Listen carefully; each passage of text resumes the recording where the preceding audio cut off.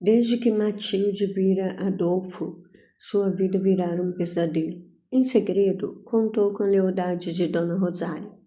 Escreveu um bilhete com mãos trêmulas, em letras pequenas e apressadas, como que se quisesse esconder até do papel a dor que sentia.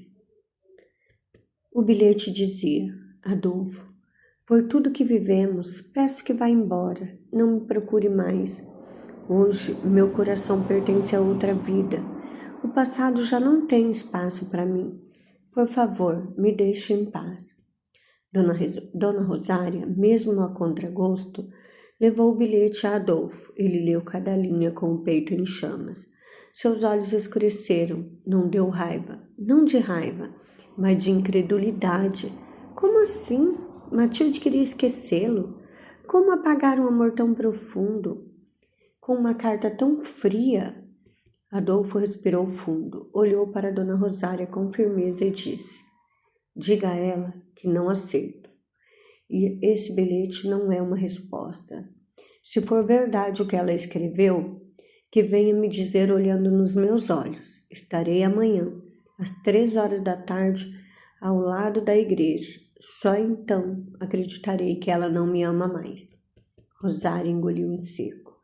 Sabia que isso era mais do que um pedido, era uma última chance, um desafio ao coração de Matilde. Naquela noite, Matilde mal conseguiu dormir. O relógio parecia zombar de suas incertezas, marcando lentamente cada segundo que a separava do encontro. Ela sabia que aceitar ir significava abrir uma ferida, mas não ir talvez significasse alimentar as esperanças de Adolfo. Matilde passou a noite inteira sem dormir. O coração agitado não a deixava descansar. E os pensamentos iam e voltavam para o encontro que teria com Adolfo à meia-noite.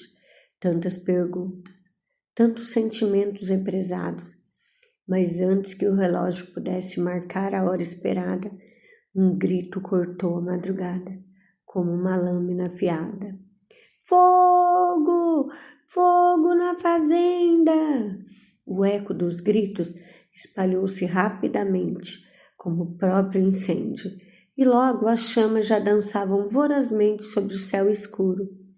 Era um clarão aterrador, que iluminava os campos e tingia de vermelhos os rostos apavorados. Matilde, sem hesitar, correu para fora. O coração agora estava ao lado de Manuel. Matilde organizou uma força-tarefa improvisada. Baldes, panos molhados, cavalos e gritos de comando. Ela mesma socorria os feridos, com as mãos tremendo, mas firmes. Havia fumaça nos olhos, mas também havia muita força na alma. Adolfo, por sua vez, surgira do meio dos colonos. Nem se importou em cobrir a perna ferida. Pegou um balde e se juntou aos trabalhadores, como se ali fosse seu lar. Não procurava Matilde naquele momento. Sabia que naquela hora o amor podia esperar, mas as vidas não. Foram horas, até que o último foco do incêndio fosse extinto. O céu já clareava, quando o silêncio, enfim, caiu sobre a terra destruída. Mas o descanso ainda estava distante. Matilde não voltou para casa. Acompanhou Manuel diretamente para o hospital da cidade vizinha. O número de feridos era grande e a situação era crítica. Foram dias intensos. A fumaça ainda impregnada nos cabelos, os olhos vermelhos, a exaustão. Dormia em pé com a cabeça encostada em alguma parede, entre um curativo e outro. Adolfo, enquanto isso, aguardava, esperava por uma palavra, um olhar, uma chance de dizer o que guardava no peito. Mas Matilde, consumida pelo sofrimento alheio, parecia ter se esquecido de tudo.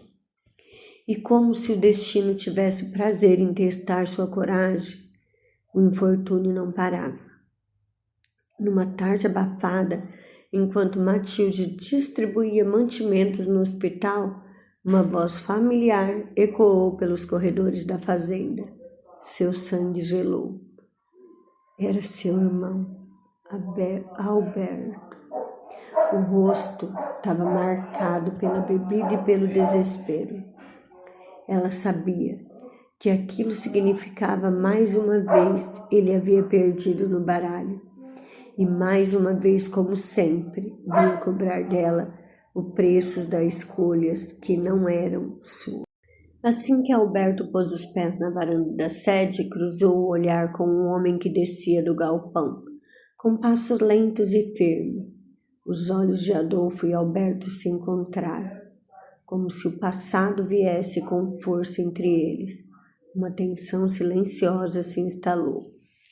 Adolfo Solis, exclamou Alberto, com surpresa e raiva misturado. Matilde chegou no exato momento em que os dois se encaravam. Havia um segredo ali, algo profundo e perigoso, e Matilde percebeu naquele instante que o passado de Adolfo e os vícios do seu irmão estavam mais entrelaçados do que jamais poderia imaginar.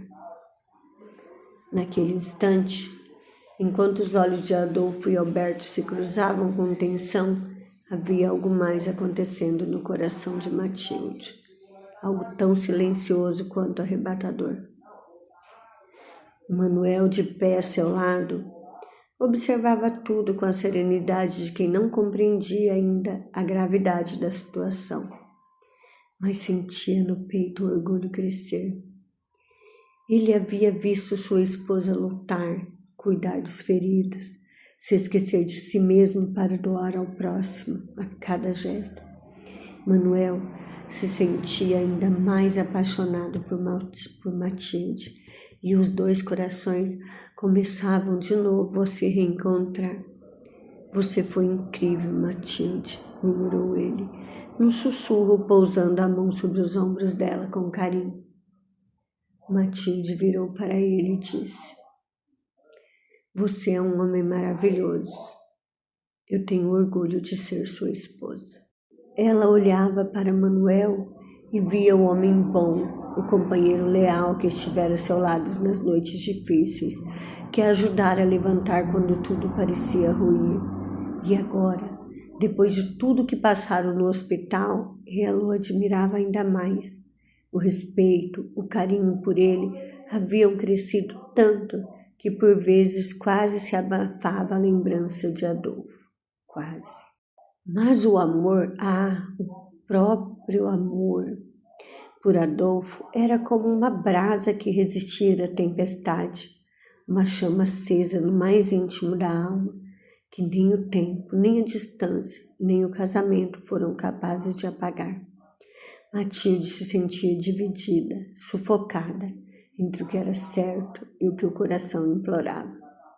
E agora, com Alberto ali prestes a revelar um passado obscuro, ela precisava agir.